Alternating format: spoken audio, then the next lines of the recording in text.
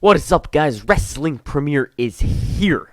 Okay, episode 6 or 7. I completely forgot of this series. You can go check out the other episodes. In this series, I go in depth as to why an individual didn't, or in Ziggler's case, isn't a main eventer. You can comment down below who you'd like next. Evan Bourne, Alex Riley, just guys you've seen and thought, well, this guy's definitely going to become a star. In this video, I cover most of Dolph Ziggler's run in WWE, and we just look at the roadblocks put in front of him and how they put a damper on his career. Now, I assume many of you know why he wasn't a main eventer, but this video is also a retrospective of most of his career. So right now, let's get into it. But before I do, let me just say thank you to everyone who subscribed to the channel.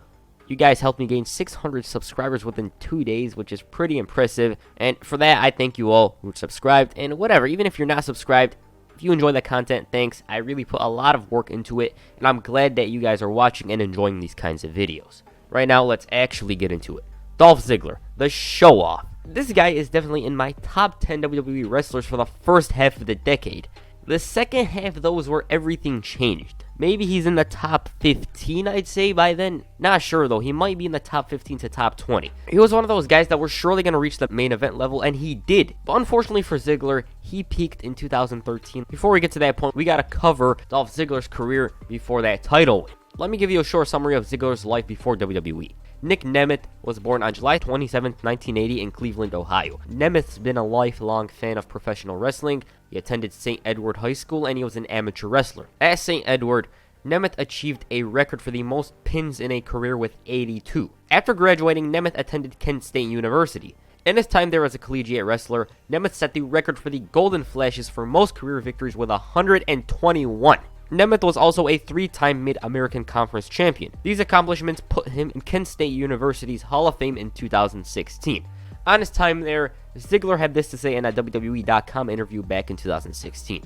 And I quote, "I had a very fun career there. We did a lot of cool things. We won a conference championship, and a lot of special bonds were made with friends who I still talk to this day. I started wrestling when I was 5, Ziggler said. I lost my first match and cried in front of my dad, and I never wanted to do that again. I grew from that day on, and when I get up there, I will have a couple of people to thank." Just when Nemeth was about to attend Arizona State, WWE came calling with a contract. He signed a developmental deal, and he was sent down to OVW with his actual name. He wouldn't compete there for long, as WWE called him up to the Raw brand, where he was Chavo Guerrero's caddy, or Curran White's caddy.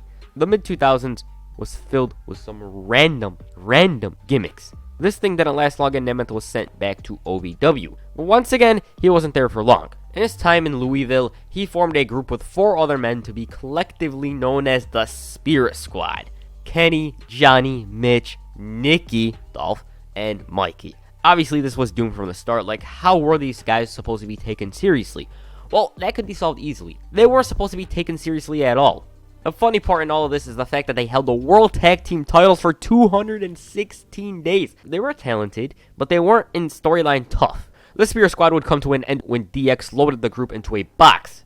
The crate's location, Louisville, Kentucky. Now, the Spirit Squad, to me, I never seen them as a team that could be something. They had to split up and become individuals in order to succeed. So this wasn't really a burial. As a matter of fact, I just see it as a funny moment. Anyways, Nemeth returned to OVW, and then he was sent to WWE's new developmental territory, FCW. He was repackaged as Dolph Ziggler, and his time in Florida, they seen some potential in him. I mean, they wouldn't have Chris Jericho endorse him on an episode of FCW if they didn't see potential in him. On the September 15, 2008 episode of Raw, Dolph Ziggler debuted. His character was that of a man who greets everyone and introduces himself, I guess. "Hi, I'm Dolph Ziggler." He had some generic music in the beginning, and we didn't know much about him. It wasn't until the December 1st episode that he actually competed. The reason why his debut came 3 months later was because he violated the wellness policy. Anyways, during his debut match, he made his mark. He slapped Batista for not shaking his hand, and he kicked him square in the face. He did hit the zigzag, but it didn't get him the victory. He managed to make a decent impression, but he lost. Following this, he didn't do much. He continued greeting people, and it wasn't until he was drafted to SmackDown that things changed. He began to appear on SmackDown weekly, and he had this small feud with the Great Khali upon his debut on the Blue brand. During this program, Ziggler lost only once, I believe. He outsmarted the Giant with some dubious tactics to win by DQ and countout, and their final match would come at the Bash when Ziggler beat Khali in a no DQ match with the help of Kane. He debuted the I Am Perfection theme song around this time period, and he was starting to get a push. He began to go out with Maria in storyline, and he was given the opportunity to hang with Rey Mysterio. He had a fun match with Rey Mysterio at Night of Champions, but the SummerSlam match was something else. First of all, let me just say that Ziggler was set to win the title. Rey complained about this, seeing as they promised him a lengthy reign, and so Ziggler didn't win. But the match itself was fast-paced. Mysterio, he was seriously ridiculous during this time period. The stuff he did in this match, bouncing off the ropes, it just makes him one of my MVPs for 2009. And in a way, not definitely, but in a way, this was Ziggler's coming out party. It's not his official coming out party, but in a way, he was seen differently following this match. Ziggler continued gaining notoriety on the SmackDown roster with some awesome matches with John Morrison. He broke off with Maria, and before we knew it, he was paired with Vicky Guerrero. They were in a relationship with one another, and this pairing helped Ziggler immensely. He learned how to speak on the mic, and within a few weeks of their partnership, Ziggler captured the Intercontinental Championship from Kofi Kingston. From there, he faced Kofi 100 times. A lot of those matches were entertaining, especially the ladder match that saw Ziggler retain the title in unique fashion. Swagger and Kingston fought for the belt atop the ladder, and yes, they unhooked the title belt, but Ziggler capitalized on this by grabbing the belt from the mat. After this, WWE decided to test Ziggler in the main event, seen by having him face Edge at the Royal Rumble. It was a fun match. Ziggler showed that he has the tools by managing to put on an entertaining match with a 10-time champ, and following this match, Vicky Guerrero took an injured Teddy Long's place as a SmackDown GM, and she claimed that there's evidence of Edge assaulting Teddy. So for that, she fired him. Later that night, Vicky used her power to make Dolph Ziggler the new World Heavyweight Champion. Now, did this make sense in storyline? Yeah, because Vicky wanted her boyfriend to be champ. It's simple as that. But when he was crowned the champ, it felt like a mid-carder holding a main event title. That's not a knock on him, it's just he wasn't ready at this point. But like I said, it made sense in storyline. Vicky was corrupt. As for Ziggler, I don't think he envisioned his first world title to be won like this. Then the GOAT GM, for me, made his return, and he accused the two of planting this assault. This led to Vicky reaching her breaking point, and she admitted it was Dolph who attacked Teddy. He then rehired Edge, and he made Dolph Ziggler defend the title against him. The Rated R Superstar beat him in 5 minutes, the crowd went crazy, and immediately afterwards, Teddy Long came out and he fired Dolph Ziggler. Edge wished him goodbye, and he was gone. Vicky was fired the next week. On the March 7, 2011 episode Raw, Dolph Ziggler returned to the Red brand. Josh Matthews called him the biggest free agent since LeBron James. He made his mark by beating John Morrison, and following this, he changed his hairstyle, making himself look like Evan Bourne. And the funny part in this is the fact that Ziggler did face Evan Bourne that night. Now, I didn't even know why Ziggler changed his hairstyle at this point, so I started digging for some information, and I found this from an interview back in 2012. Link is in the description down below. You know, at the time, I was in a little bit of a rut. The whole reason I had long blonde hair is to stand out and be myself. I love being different. If everyone else had long blonde hair, I would have short black hair right now. But they don't, so I like standing out. I like having my matches be different. I like me moving around the ring differently. And for some reason, I was in a rut and I thought, man, I'm not progressing like I want. Why is that? And I noticed all these guys that seem to be going in the right direction, having these clean cut, everybody looked the same haircut. And maybe me standing out isn't so great for my career right now. So I gave it a try. It didn't work out, and I said, listen, I don't like pretending to be something I'm not. I need to be this show-off who stands out, who goes out there and just steals the show. Let everybody else look cookie cutter. I'm going to look different. He reverted to his original look about a month later, and once again, he changed his theme song to a different version of I Am Perfection. That song gives me WWE 12 vibes, just had to mention it. At Capital Punishment, Dolph Ziggler captured the United States Championship for the first time ever. He made Kofi Kingston pass out after Vicky Guerrero distracted him. As champ, he engaged in a feud with Zack Ryder. At this point, the Long Island Ice Z was so damn popular that I had to make a video on him already. Go check it out. It's one of my most popular videos, and with good reason. I cover the entire rise and fall of Zack Ryder from June of 2011 all the way to WrestleMania 28. Anyways, the show-off dropped the title to him at TLC, and he was once again in a main event program. On the December 26, 2011 episode of Raw, Dolph Ziggler beat CM Punk in a gauntlet match to win the right to face him for the title the next week. Sure, Big Johnny distracted Punk, but a victory is a victory. Now, that match didn't end as planned for Ziggler because CM Punk got counted out. Once again, he celebrated by dancing around with the title.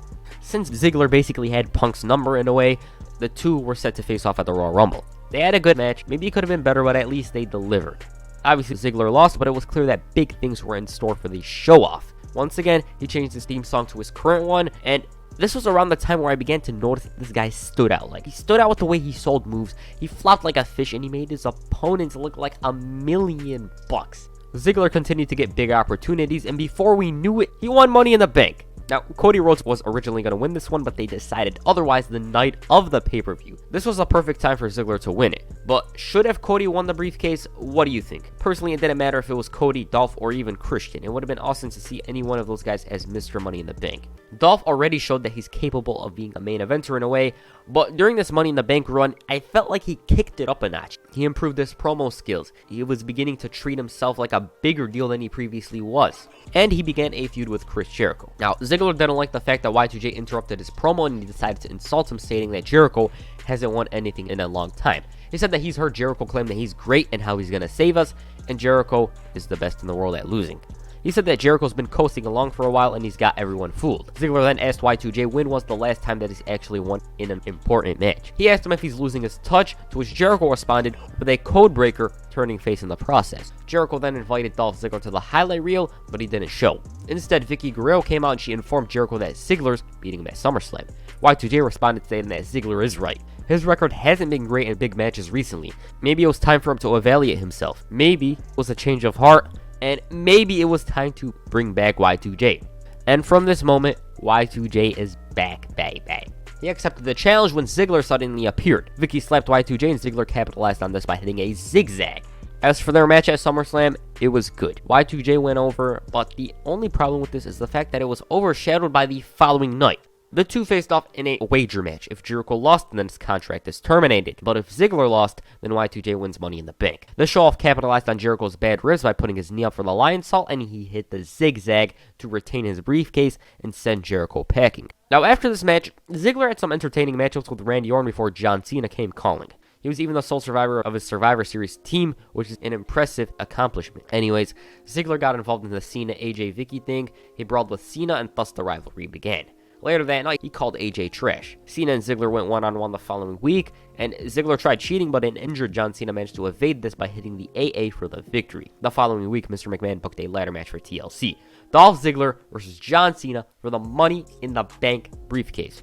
This was probably the first time Ziggler main evented a pay-per-view singles match, not Vengeance 2006 for the Spear Squad. Alright, this was one of my favorite Ziggler matches. Why? Well, he had to go through the juggernaut to retain his briefcase. The fans in Brooklyn booed Cena. It felt like the hardest challenge the show-off had to go through up to this point. Near the end of the match, Vicky and AJ came out.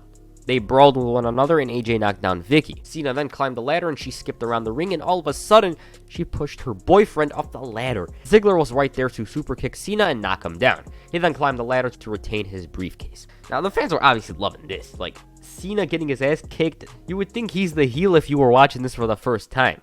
The next night, the partnership between Vicky and Ziggler finally came to an end and a new partnership emerged. Biggie Langston debuted on the main roster by laying out John Cena, and so Ziggler, AJ, and Biggie were a trio. The feud between Cena and Ziggler continued, with Cena wishing AJ and Ziggler a Happy New Year. It finally culminated in a steel cage match on the January 14, 2013 episode of Raw. Biggie disturbed Cena throughout the match, but the leader of the C Nation bounced back and once again avoided the briefcase to the head to win the match. Now, following this, Ziggler was just there. Not in a bad way, though, as it was clear that he's cashing in that thing. It was clear that this guy was going to become a star 110%. He teamed up with Biggie at WrestleMania in a losing effort, but things would become much better the next night. Alberto Del Rio had just competed in a handicap match when Dolph Ziggler came out.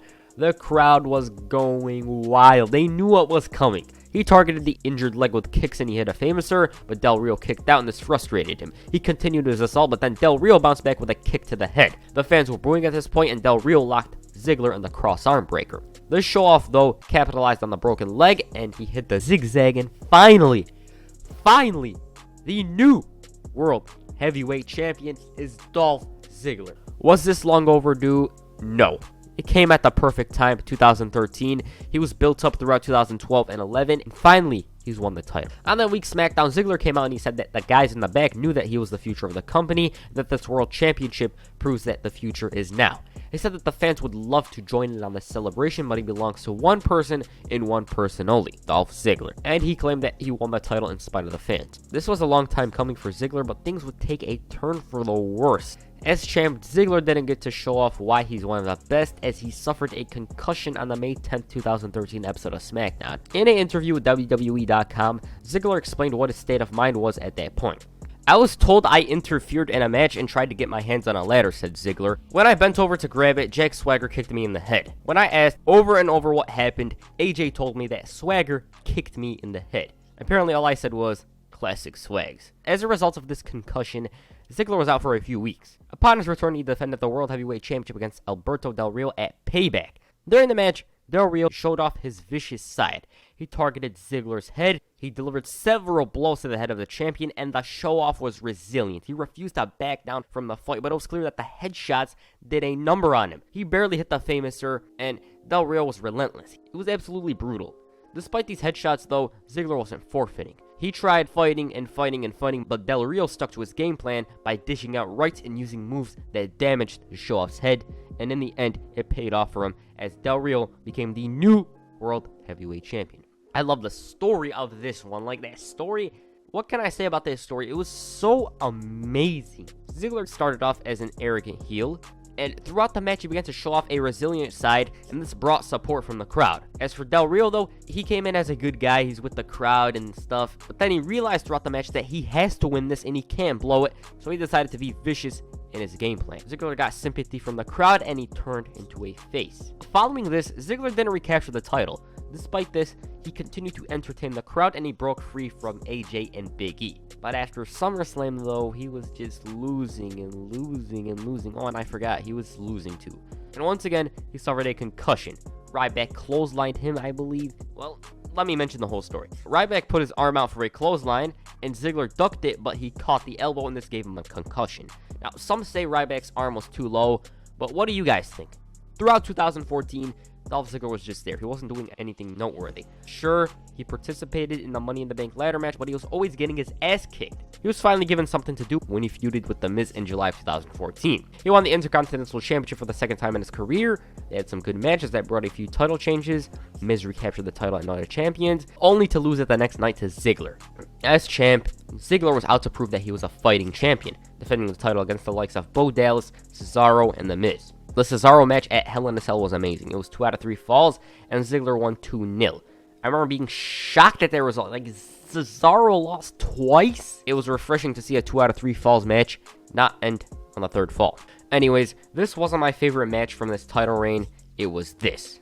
This match was off the charts, and I believe it's the most underrated match of this decade. It's the most underrated WWE match of this decade. Why? Well, these three were fighting on a random SmackDown in the UK before Survivor Series. They just managed to tear the house down. Tyson Kidd looked amazing out there. Cesaro was as usual, like awesome.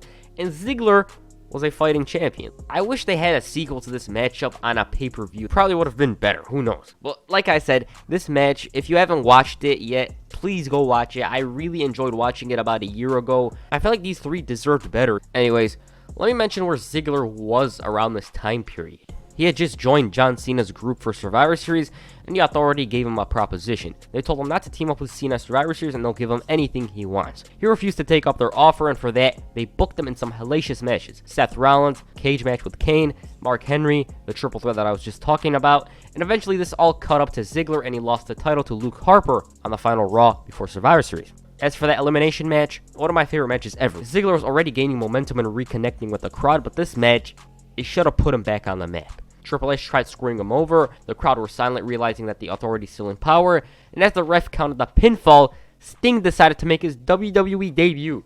It was a wild turn of events. Big Show turned heel, Cena was eliminated early on, and to top it all off, Sting debuted. And he put Ziggler over Rollins. The ref counted the fall, and the show-off Dolph Ziggler was the sole survivor. One of the reasons why I love this match is because it's something that fits an Attitude Era or Ruthless Aggression main event. Utter chaos, the ref bumps, interference, all that.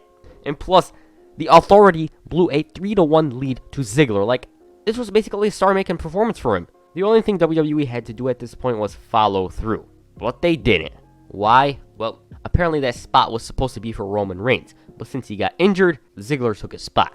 I mean, they could have called an audible and had Ziggler do something, but they didn't. He won the IC title in a very fun ladder match at TLC, but other than that, he was back to where he was. He dropped the title, and he was no more than a mid-carder. He lost to Sheamus, Tyler Breeze, Baron Corbin, everyone. But once again, Ziggler started to gain the fans' support.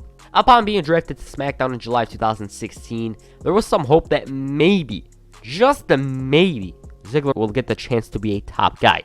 On the first episode of the new SmackDown, oh god, I miss these days. They were so damn fun. Dolph Ziggler won the right to face Dean Ambrose for the title at SummerSlam. It seemed like these two were on a collision course as Ziggler was hell-bent on kicking Ambrose's head off his face. I just realized he said that, like, head off his face? What does that mean? I know he meant head off his shoulders. Personally, I love the build-up towards this match. And the match itself ended, and I realized that it was pretty underwhelming. It wasn't bad, but it was lacking. Like, something was missing from that match. After SummerSlam, though, Ziggler didn't fall down the card. He risked his career for a match with The Miz at No Mercy for the IC title. And the reason why he did this was because he had lost a title match to The Miz beforehand due to Maurice. This time, though, it was different. He wanted to prove that he could do it, and so that match at No Mercy was really special. It was one of the best matches of 2016. Miz tried using some cheap tactics to win, but Ziggler was on his A-game. It was dramatic, it was awesome, it was a clinic, and I can't believe that they never main evented that night. I'd say this was Dolph Ziggler's best match in WWE. Certainly my favorite match of his in WWE. He proved that despite being underutilized and forgotten by the fans, that he could get them invested in him. And overall, the story was so damn compelling. Also, who remembers this? The Miz being distraught. Like, seriously, The Miz at this point was firing on all cylinders, and I feel like he deserves a standalone video from this time period. He was an absolute superstar on SmackDown, and he carried Raw on his back. I know it's a bit recent, but if you guys want it, then I'll definitely do it. Or should we make a video on why SmackDown 2016 was awesome? Like, I don't know. I'm still thinking of one of those. I've been thinking of one of these videos for the past couple of months. Not sure when to do them, but I really want to make them. As for Ziggler, he was pretty impressive during this time period. He had some fun matches, and who could forget this one? Probably the best TV match from this era of SmackDown. Don't know, maybe there is a better one, but this one was really fun. There was a bunch of memorable spots from that match. Ziggler was loved by the fans around this time period, but then he turned heel. I'm not gonna lie, but I barely remember anything he did from 2017. Like, what did he do? Well, yeah, he feuded with Nakamura and he got his ass kicked. And later that year, he began to try out some extravagant entrances of some superstars. He was basically in a rivalry with the fans. But the best part of this heel turn was when he won the US title, and 2 days later, he vacated it for no reason. Well, maybe there is a reason. The fans underappreciated him, and he said that they're not worthy of his presence. And he gave the fans something to remember him for by dropping the United States Championship in the middle of the ring. He randomly returned in the Royal Rumble a month later, but he didn't make an impact. In April of 2018, Ziggler was moved to Raw, and this move would end up being successful for him. He teamed up with Drew McIntyre, he won the IC title, he had some awesome matches, and overall, it was a successful run for the show-off. Nowadays, Ziggler's in a program with Otis. Time will tell if Ziggler gets another push, but overall, he's had a good career. As for why he isn't a main eventer, it's simple. He suffered a few concussions early on, and WWE didn't believe in him after he suffered that concussion. Like, they thought he was injury prone or something like that. As for Survivor Series 2014, well, that spot was Roman's. It was clear as day that it was Roman Reigns who was supposed to be the one who ended the Authority. But since he got injured, they just put him in there as a substitute. I do wish they did something with him after Survivor Series, but they didn't. 2016, once again, why didn't they do anything with him? I'm not sure. Maybe it was because there was better talent on the roster, who knows? And in general, why isn't he a main eventer? Time has passed him by. He got injured during his title reign, and plus, I believe WWE thinks there's better individuals who are capable of being main eventers than Ziggler is. And yeah, sure, his career could have been better, but the guys I covered previously wish they had a career like the Show-Off. He was a 2-time world champion, although one of them was handed to him, a former Money in the Bank winner, a 3-time tag team champion, a 2-time United States champion, and a 6-time Intercontinental champion. So for that, Ziggler already has a Hall of Fame career. I mean, how many guys get to say they won the World Championship? That's it for this video. Make sure you hit a famous around the like button and perhaps a zigzag on the subscribe button. Peace. I'm out.